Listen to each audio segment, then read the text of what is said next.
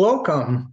I am Michael Buckhoff, your English 101 65 freshman composition instructor. What to expect this week? The first week includes two modules.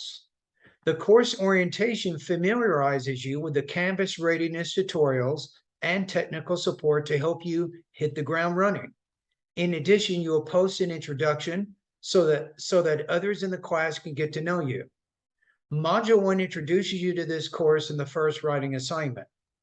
Then you will read writing drafts, the centerpiece of our first MLA essay.